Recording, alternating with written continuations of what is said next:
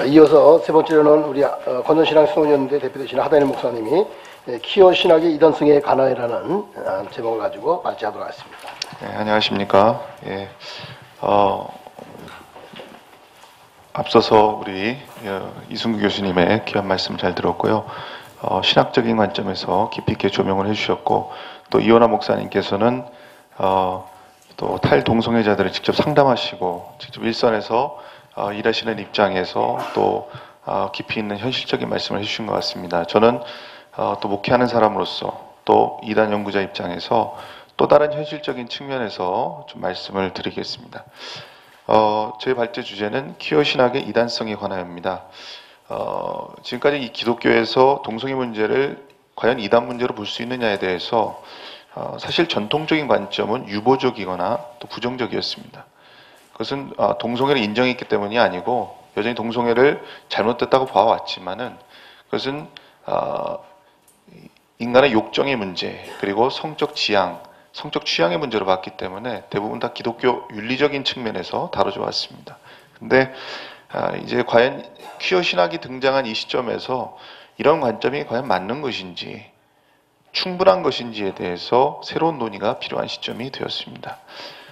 오늘날처럼 고도로 다원화된 시대에서는 기독교의 교리와 신앙을 지켜나가기 위해서 새로운 차원의 조치들이 요구되고 있습니다. 현대 이단들은 그 조직화된 그런 종교 형태만으로 국한해서 정의될 수가 없습니다. 지금까지 이단에 대한 논의는 대부분 특정 집단, 뭐 신천지라든지 또 안증회라든지 이런 어떤 집단을 대상으로 우리가 이단 문제를 논의해 왔고요. 또 교리체계라든지 또 그 이단을 이끌고 있는 교주에 우리가 집중해서 생각을 해왔는데, 사실 이단의 영역은 기독교 교리와 신앙 체계를 왜곡하고 또 그리스도의 몸된 교회를 파괴하고 위협하는 종교성을 띠는 집단과 사상과 문화와 학문의 영역을 다 포괄할 수가 있습니다. 현재 국내에서 나타난 동성애 문제는 여타 다른 이 나라의 상황과는 좀 양상이 다르다고 봅니다. 왜냐하면 우리나라는 특별히 이념적으로 굉장히 양극화된 그런 차원에 있고요. 정치적 상황이 그렇게 되어 있습니다. 그리고 동성애 문제를 정치적으로 또 이용하려고 하는 그릇된 정치 문화가 존재합니다. 그리고 언론 환경이 대단히 혼란스럽고 잘못되어 있습니다. 그리고 기독교와 또 동성애 세력의 극한 대립이 계속이 되고 있죠. 우리가 이 문제를 단순히 윤리 문제로 국한시킬 수 없는 이유는 동성애 세력과 정치적 이념적 성향을 공유하는 진영이 모두 하나가 되어서 현재 반교회 운동을 강화하고 있는 그런 현실 때문에 그렇습니다. 동성애자들은 억압받는 자와 억압하는 자의 대립구도로 투정의 프레임을 짜고 있습니다. 약자와 또 강자, 소수와 다수, 이러한 그런 대립구도로 프레임을 짜고 있고요. 또 급진 진보 세력들이 기독교가 수천 년간 지켜온 신앙윤리를 무시한 채 보수 기독교계를 수구적이고 또 기독권을 지키려는 세력으로 왜곡을 시키고 있습니다. 동성애자들이 사회적 합의와 공론화 과정이 전혀 없이 갑작스럽게 이렇게 급진적으로 이 동성애 논의가 지금 우리 사회에 화두로 던져졌지 않습니까? 갑자기 이렇게 공론화 과정도 없이 사회적 합의도 없이 이렇게 밀고 들어오고 있고요. 또 개인의 성적 취향을 법제하려고 하고 있고, 또 심지어는 교회의 가르침에 재갈을 불리려는 그런 시도까지 지금 하고 있습니다. 이것은 교회를 향한 폭력적인 시도라고 보고 있고요. 현재 교회는 사실상 공격의 입장이 아니라 사실 방어적인 입장을 지금 하고 있는 것입니다. 더 나아가서 이런 움직임이 지금 교회 내부의 논쟁으로까지 지금 번지고 있고요. 동성애에 대해서 온건한 입장 또는 동성애를 오히려 지지하는 입장도 지금 나타나고 있고요. 그리고 동성애를 결연히 반대하는 그런 입장이 서로 대립하고 있는 지금 극한 상황이 계속되고 있습니다.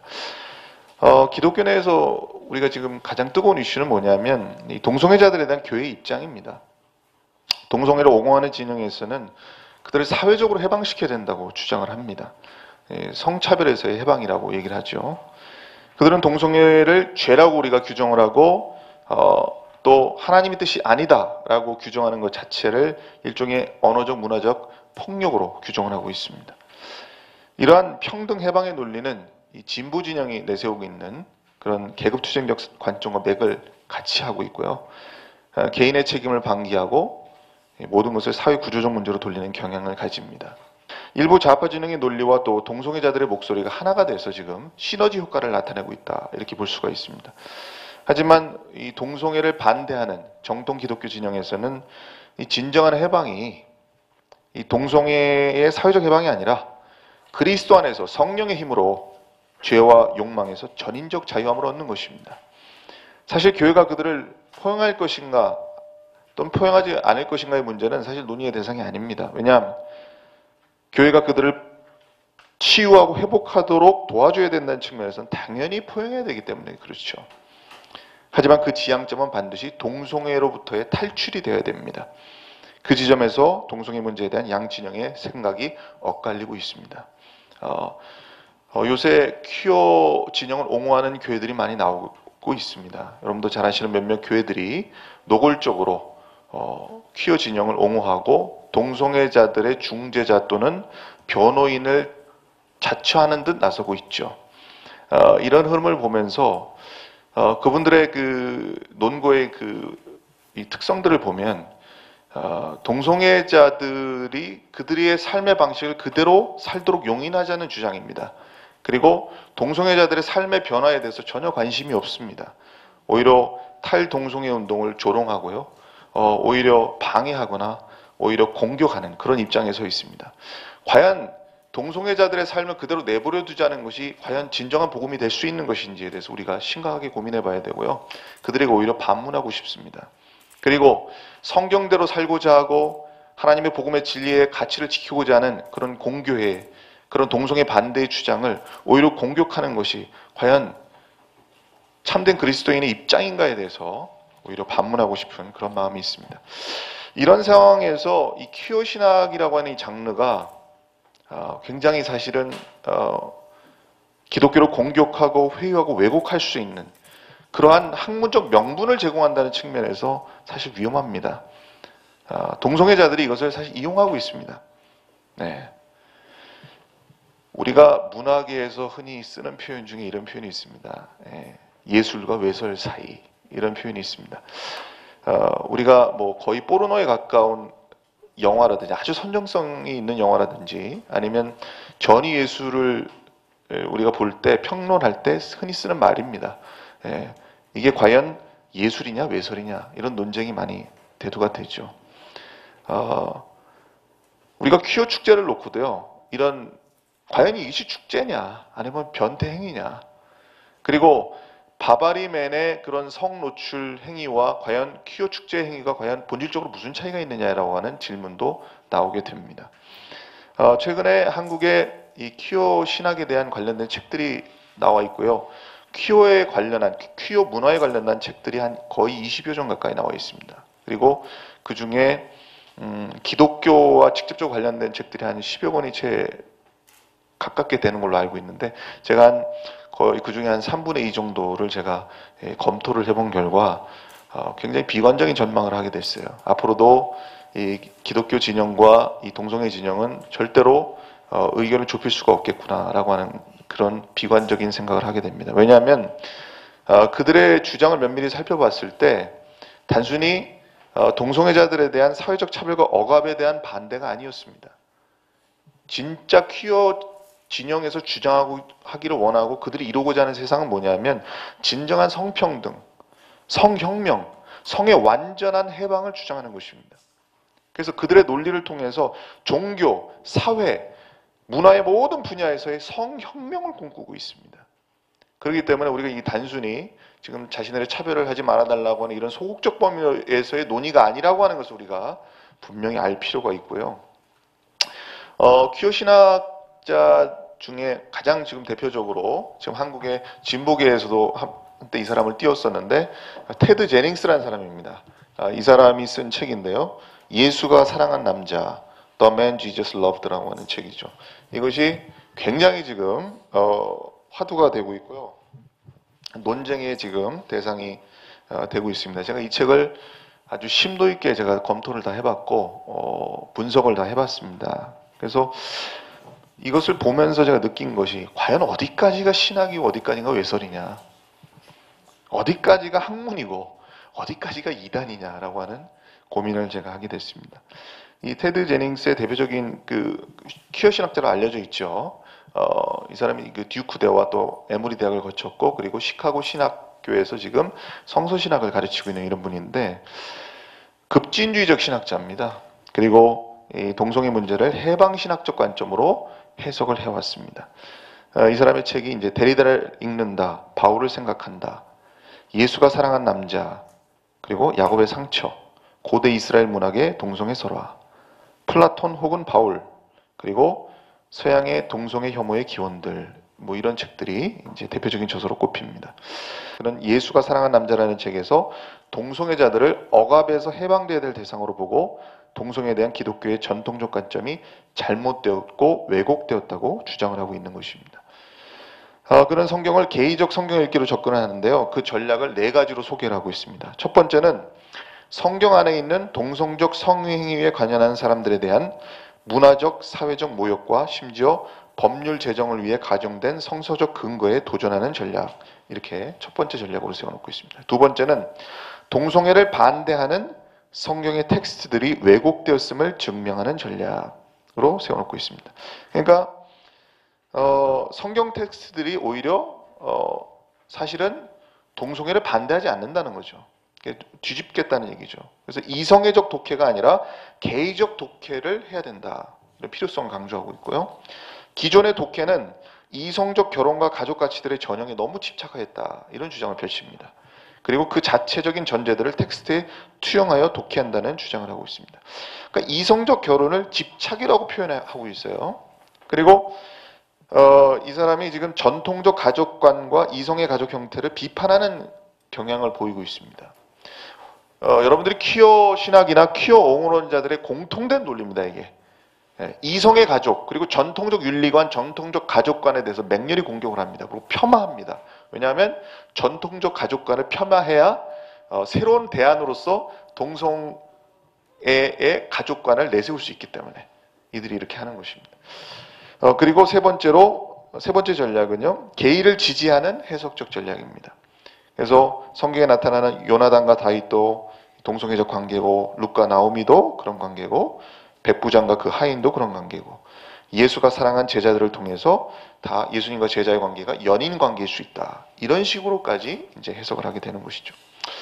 그래서 여러분들 그 케인 오펠더의 그 해석 보면 그 성경 속에 숨어 있는 아프리카인들에 대해서 이제 재조명하는 그런 해석들이 있는데, 제가 미국에서 공부할 때 이 기독교 백화점, 라이트하우스라는 기독교 백화점이 있어요. 거기 가게 되면은 그 한국의 이제 생명의 말씀사 같은 기독교 백화점입니다. 그 상점에 가면 예수님 상을 이렇게 놓고 팔고 있는데 거기에 흑인 예수상이 있습니다. 왜냐하면 흑인들을 위해서 흑인 예수상을 만들어 놓은 거죠. 예를 들면 그런 겁니다. 사실 저는 굉장히 안타까운 것이, 그러면 흑인들의 인권을 존중하는 것은 당연한 것이지만 흑인을 위해서 예수님이 흑인이 되셔야 한다거나, 또는 동성애자들을 위해서 예수님을 게이로밖에 볼 수 없다, 게이로 해석해야 된다는 이런 상황으로 가게 되면요, 이 문제가 심각해지는 겁니다. 우리가 뭐 신학적으로 다양성을 논할 수 있습니다. 뭐 여성 신학도 있고요, 또 생태 신학도 있고, 또 최근에는 애니멀 티올로지라고 해서 동물 신학도 나오고 있습니다. 여러 뭐 신학적으로 뭐 진보적인 담론들이 형성될 수 있지만은 이런 예수를 게이라고 보는 이런 신학이 과연 올바른 것인가, 참 참담한 심정입니다. 네 번째 전략은 개의적, 퀴어적 감수성으로 성경을 해석하는 전략이죠. 동성애를 긍정하는 입장에서 텍스트를 해석하면 그 결과가 어떻게 나타나는가에 대한 것입니다. 우리는 올바른 기독교 신앙을 가진 사람이라면은 하나님의 말씀을 대하는 데 있어서 믿음으로 대할 것이고, 또 하나님의 말씀에 대해서 완전히 열린 마음으로 자신을 내어놓고 자신을 부인할 것이고, 또 하나님의 말씀에 절대 굴복하는 차원에서 하나님의 말씀에 자신을 맞춰가려고 노력을 할 것입니다. 근데 지금 이러한 퀴어 신학의 입장에서는 그런 것이 아니고 의도적으로 퀴어적 감수성으로 성경을 보겠다는 것이죠. 예. 저는 이 제닝스가 의도적으로 전략이란 말을 자주 쓰는데요, 이 말에 저는 주목을 합니다. 그것은 제닝스의 텍스트 해석이 처음부터 이 어떤 믿음에 근거한 그런 성경의 그 텍스트 해석이 아니고 전략이라는 말을 씀으로써 의도적으로 자의적 해석을 스스로 증명하고 있다고 이렇게 봅니다. 그래서 성서의 전승을 동성의 혐오와 이성애로부터 해방시키고 비성의 혐오적인 신앙의 이해에 대한 길을 열고자 하는 사람들에게 유용할 것이다. 자신이 노골적으로 이 성향을 드러내고 있죠. 이성애로부터 성서의 전승을 해방시키겠다. 여러분, 이성애가 과연 해방의 대상입니까? 전혀 동의할 수 없는 그런 내용이죠. 제닝스가 주장한 몇 가지 내용을 살펴보면 이렇습니다. 그의 말이 이렇습니다. 나는 예수는 개였나라는 질문으로 이 연구를 시작하는 모험을 감행한다. 나는 처음부터 이 질문이 주어진 그대로 단순히 예 또는 아니요라는 대답으로 이어지지 않는다는 것을 인정한다. 첫째, 동성애의 근대적 사상이 그런 것만큼이나 게이에 대한 오늘날의 사고방식도 지난 1세기 동안의 생각이나 관점과는 잘 들어맞지 않는다. 우리는 성이 자연스러운 것이거나 또는 공개적으로 보일 수 있도록 전시되는 것의 확장일 것이라고 생각한다. 이런 의미에서 나는 예수와 그가 사랑하는 그 남자 사이의 관계를 동성애적이라고 말한다. 심지어 제닝스는 이런 말도 합니다. 많은 수의 성서 텍스트들이 동성적 관계들과 행위를 긍정하고 심지어 찬양까지 한다. 실제로 상당히 전통적인 해석학의 성애 혐오적 전제들은 예수를 한 사랑받는 자와 애인 관계에 두는 것을 어렵게 했다. 그러면서 전승과 편견이 예수와 다른 인간 간의 성애적 연관관계를 드러내는 가장 분명한 후보자를 독자의 시선으로부터 감추려는 음모를 꾸며왔기 때문에 우리는 어느 정도는 조심스럽게 이 관계의 독해를 게이를 긍정하는 방향으로 전개해야만 한다. 그러니까 성서 전승과 편견이 예수와 다른 인간 간의 성애적 연관관계를 오히려 감추려는 음모를 꾸몄다는 이런 황당한 주장을 하고 있습니다. 이거 전혀 근거를 내세우지 않고요. 이런 아주 도저히 받아들일 수 없는 이런 주장을 합니다. 그리고 요한복음에 나타난 그 최후의 만찬 장면 있지 않습니까? 거기에서 이 제닝스가 이런 말을 합니다. 예수가 옷을 벗고 그의 친구들의 발을 씻는 장면을 발견하게 된다. 그러면서 최후의 만찬을 마치 동성애적 스킨십을 하는 것처럼 이렇게 연상하게 만들고요. 또 요한복음 13장의 이 내용을 들어서 그 제자가 예수의 가슴에 바싹 기대어 주님 그가 누구입니까? 라고 묻는 장면. 그리고 예수님의 부활 후에 베드로를 찾아가셨을 때 베드로가 옷을 벗고 있다가 이제 바다로 몸을 날렸다. 뭐 이런 식의 표현을 통해서 동성애적 상황을 연상하도록 만듭니다. 예. 제2장에서 사랑하는 사람과 그의 사랑받는 자에서 이렇게 얘기를 합니다. 하나님의 사랑과 인류의 본성에 관한 예수의 가르침과 그 사랑에 대한 그의 예증과 일깨움을 따라 한 남자는 정말로 그가 사랑했던 제자 예수에게 사랑받는 애인이었다는 것이다. 모든 것을 고려해 볼 때 이 텍스트는 예수가 가장 명확하고 구체적이며 내밀한 의미에서 한 사랑받는 사람과 애인 관계에 있었다는 것을 지시하고 있다. 그러니까 예수님이 최후의 만찬에서 이 제자들의 발을 씻기 위해서 옷을 벗은 상태를 가정하는 겁니다. 그리고 제자들이 예수님의 무릎에 눕고 가슴에 기대고 이걸 물리적 접근과 육체적 친밀함의 표현에서 이런 사랑의 관계를 나타내고 있다는 식의 해석을 하고 있어요. 이게 설사 가정법의 해석이라 할지라도 교회사를 통틀어서 이 전통교회에서는 절대로 받아들여질 수가 없는 해석입니다. 그리고 고대 유대 사회에서도요, 이 절대로 동성애를 긍정하는 해석을 하지 않습니다. 그는 교묘하게 예수를 게이로 가정하는 가정법을 전제로 거의 소설을 써가고 있어요.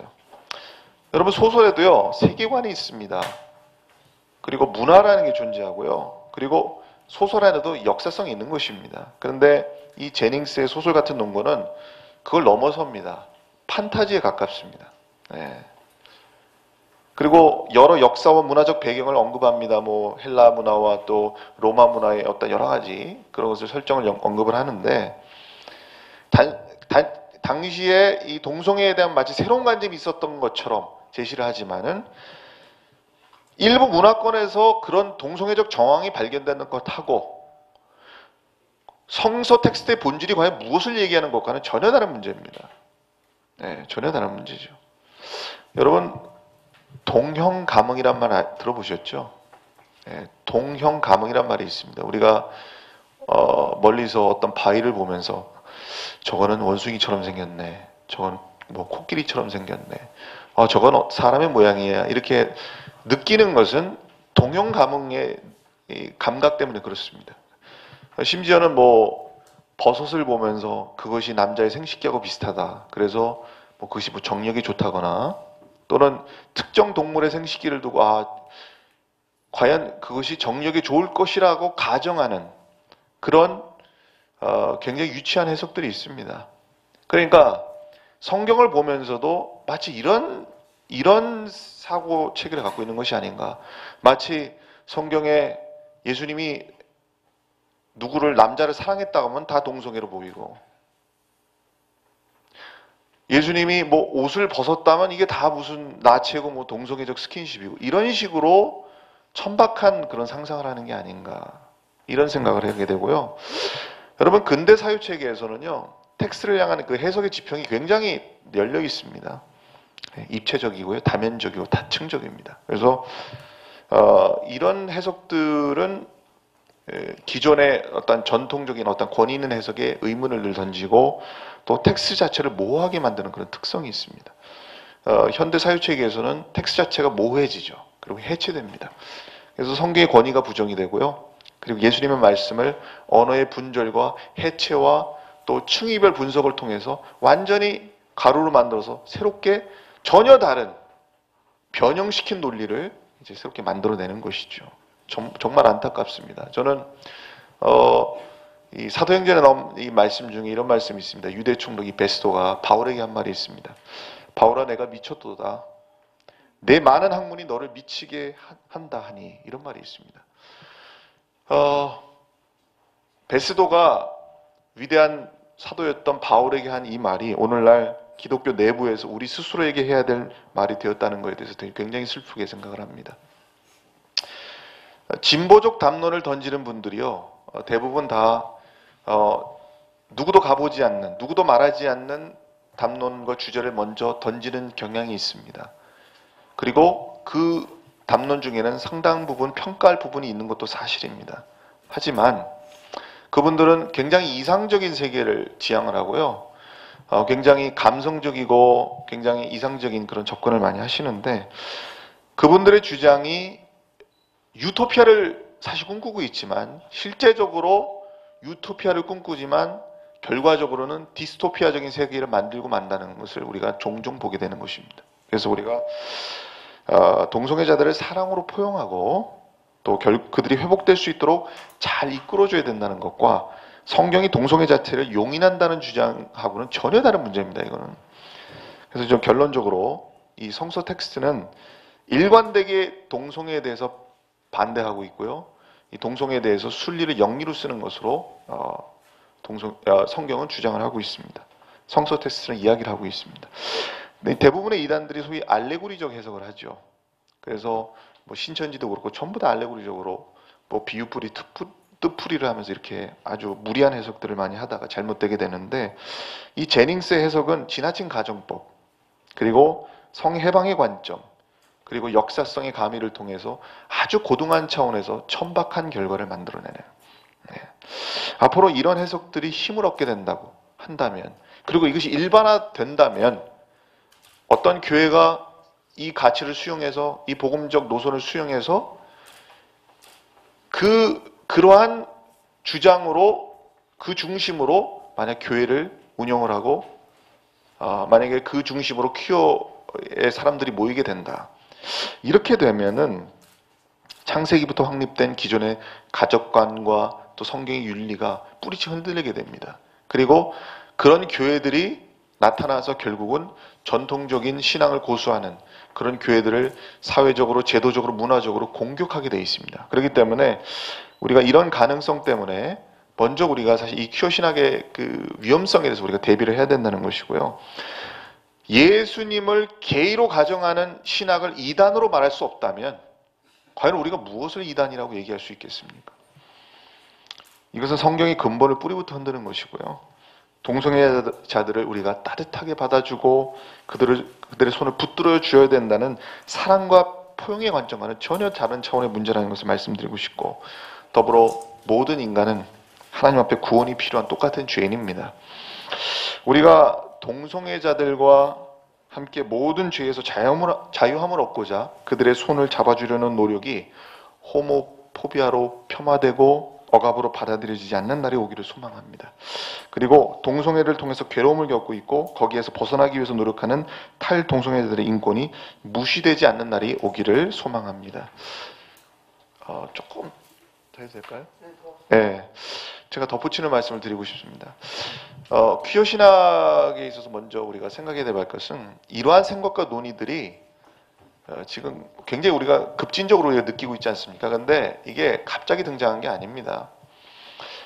진공 상태에서 나온 게 아니고요. 아까 우리 이승 교수님 말씀하셨지만 아까 베일리라고 하는 그 신학자는 사실 최초의 그 퀴어 신학을 주장했던 사람이지만 그 책이 사실 1955년도에 쓰여진 책입니다. 그렇기 때문에 이미 서구 사회에서는 이미 오래전부터 이 논의가 계속 지속적으로 이것이 나타났고 발전되어 왔습니다. 내부적으로. 이걸 가볍게 봐서는 안 됩니다. 왜 이런 담론이 이 시대에 우리에게 지금 논쟁의 주제가 되어 있는가에 대해서 우리가 이것이 사회적이고 또 문화적이고 또 신학적 문제들이 다 얽혀 있습니다. 그래서 이것을 우리 이 과정을 무시하고 그들의 논리에 대한 명쾌하고 분명한 교계의 입장을 우리가 내놓지 못하면 앞으로 이 진영의 싸움에서 우리가 이길 수가 없습니다. 그래서 이 준비를 철저히 해야 된다는 말씀을 드리고 싶고, 동성애자들은 더 이상 소수가 아닙니다. 약자가 아닙니다. 이 시대에 이미 주류가 되었습니다. 여러분 이미 TV에서 당당하게 자신의 성적 지향을 밝히는 사람들을 많이 보게 되고, 또 서울대 또 학생회장이 레즈비언이 될 만큼 지금 이 사회가 변했습니다. 그래서 그들은 이미 사회 주류가 되었고 영화계에 진출해 있고 또 패션계는 말할 것도 없습니다. 예술계 또 NGO 진영까지 지금 파고들어 있습니다. 그렇기 때문에 우리가 가볍게 봐서는 안 된다는 말씀을 드리고, 또 한 가지는 지금 미국의 그 유대인 커뮤니티에서도 또 이런 변화들이 있습니다. 이게 지금 Wrestling with God and Man이라고 하는 책인데요. 스티븐 그린버그라는 랍비, 유대 정통 랍비가 쓴 책입니다. 유대 전통 속에서 이제 동성애를 이제 조명한 책이고요. 제가 이 책의 원서를 구해서 제가 이제 읽어봤는데, 2013년도 기사입니다. 이 사람이 스티븐 그린버그입니다. 옆에 동성애 부부죠. 정통 유대인 랍비입니다. 이 사람이 게이로 커밍아웃을 했고요. 그런데도 불구하고 유대 사회, 정통 유대 사회에서 지금 추방당하지 않고 정통 유대 랍비로서 지금 활동을 하고 있습니다. 근데 아주 물론 이 의견이 유대 사회에서 물론 주류로 전혀 인정받지 못하죠. 그러나 파문을 던졌고 굉장히 이 유대 사회에서도 논쟁의 대상이 되고 있습니다. 제가 말씀드리고 싶은 것은 이것이 이 퀴어 문제라는 것이 전 세계적인 움직임이고요. 이 무브먼트가 그렇습니다. 그리고 담론들이 논의되고 있는 공간이 글로벌하고 급진적이고 또 우리가 그렇게 가볍게 여길 수 없는 상황이다라는 것을 분명히 말씀드리면서, 또 하나 이제 덧붙이고 싶은 것은 이 일부 지금 동성애 반대 운동을 하시는 분들이 있습니다. 여러 단체들이 지금 반대 운동을 하고 있는데, 동성애 반대 운동을 하시는 분들 중에 신사도 운동의 영향권 아래 있다든지 또는 또 신비주의라 또는 극단적 성향을 가진 단체들도 일부 있습니다. 근데 문제는 뭐냐면 이런 분들이 동성애 문제를 제기하다가 그분들의 극단적 성향으로 인해서 자칫 동성애자들을 향해서 물리적으로 위해를 가한다거나 아니면은 굉장히 아주 돌발적인 행동이 나오게 되면 지금까지 정통 기독교에서 해왔던 이 동성애 반대 운동이 한순간에 물거품이 될 수 있습니다. 그렇기 때문에 우리가 이 같은 동성애 반대 진영에서도 이런 분별과 좀 신중함이 요구된다는 것을 말씀을 드리고요. 또 마지막으로 이 한국 교회가 정말 이 동성애 문제에 대해서 정말 진정성 있게 접근하려면은 정말 오늘 이현아 목사님께서 말씀하셨지만은 반드시 탈동성애 운동에 관심을 가져야 된다고 생각을 합니다. 탈동성애 운동을 외면한 채 반동성애 운동에만 너무 치우치다 보면은요, 동성애 진영의 논리와 공격을 우리가 맞설 수가 없습니다.